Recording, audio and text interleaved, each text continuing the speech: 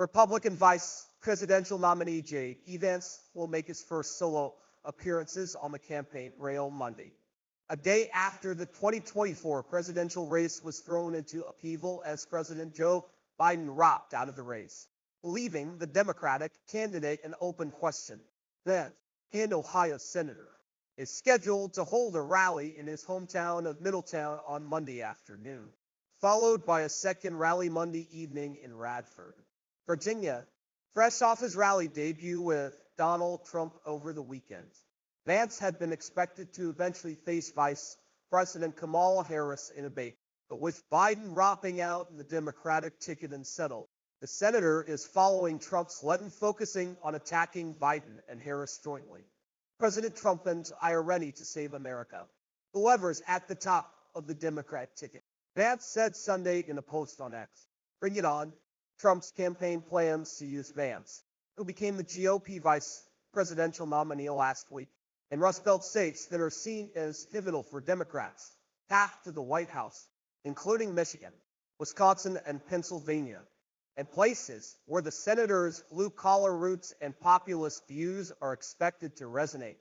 His hometown of Middletown, which sits between Cincinnati and Dayton, is considered to be part of the Rust Belt, using it as the location for his first solo event as the vice presidential nominee not only allows Vance to lean into his biography, which he laid out in his best-selling memoir, Hillbilly Elegy, but it gives the campaign a chance to establish a fresh groundswell in a former swing state that has been trending Republican. Vance's second event on Monday will be held in a part of Western Virginia that is considered a part of the Appalachia region.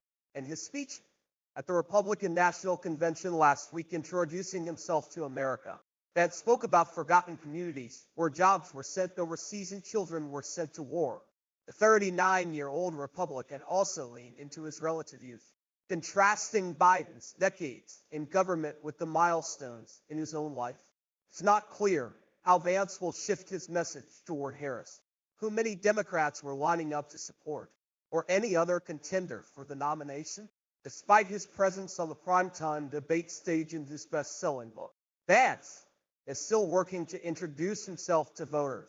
A CNN poll conducted in late June found the majority of registered voters had never heard of Vance or had no opinion of him.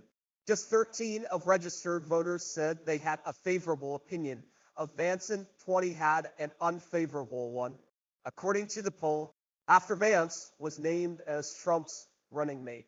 A startling number of Republican delegates, who are typically party insiders and activists, said they didn't know much about the senator.